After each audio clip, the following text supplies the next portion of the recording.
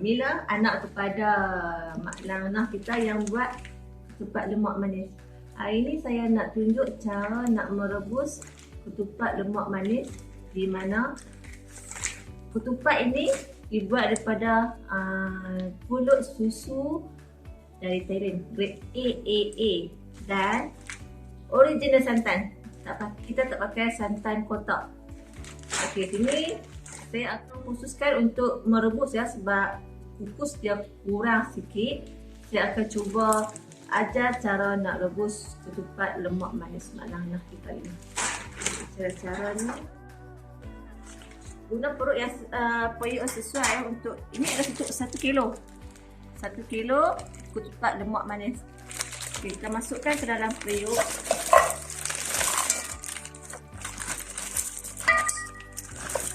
Okey, gunakan periuk yang sesuai ya. Air kita pakai 1 suku pada periuk ni. Okey, tuang je. Jangan sampai separuh, takut nanti lembut. Cepat kita lembut sebab kita pakai pulut susu. Okey, separuh sini saja, suku. Dan buka dengan api yang sederhana. Okey, kontrol sikit api. Dan kita tutup ketupat kita dan tunggu sampai air kita kering. Bila nampak air yang dah nak kering, cuba perlahankan api. Okey, minyak tu. Ni ketupat kita dah hampir masak. Sekejap lagi kita boleh tutup api dan siap untuk dihidang.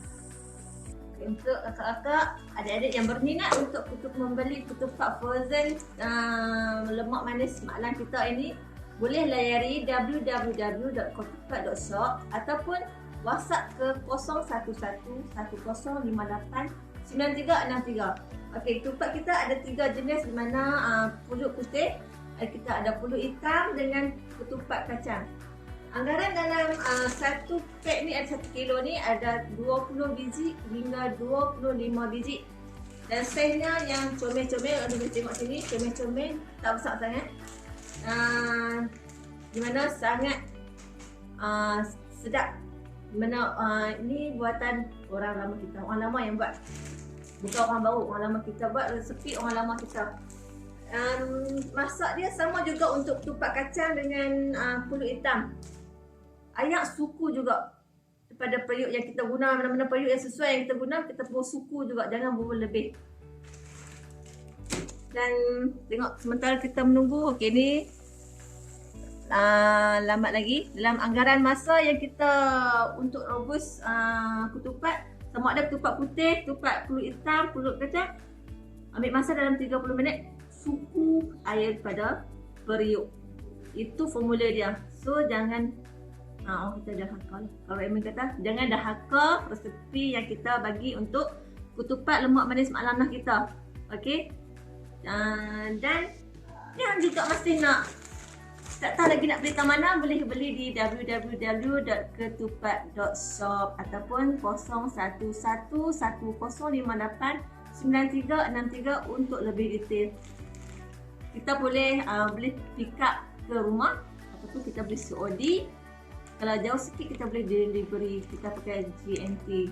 Kalau pakai JNT tu order awal lah, kalau lewat-lewat kami tak ambil dah, takut tak sampai dekat rumah anda sebelum raya. Okey. Okey, sekarang ketupat kita dah siap. So kita masukkan ketupat kita ke dalam pinggan.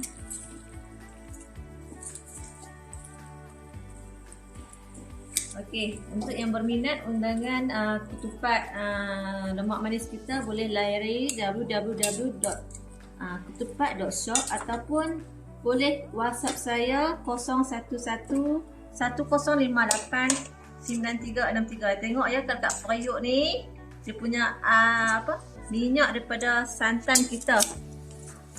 Minyak daripada santan kita. Ya, ini santan original. Kita tak pakai santan kotak. Tengok.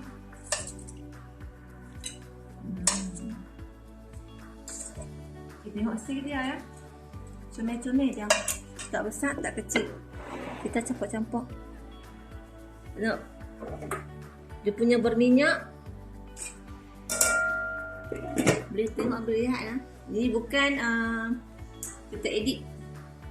Boleh tengok saiz dia. Ini adalah saiz dia, saiz kecil dia.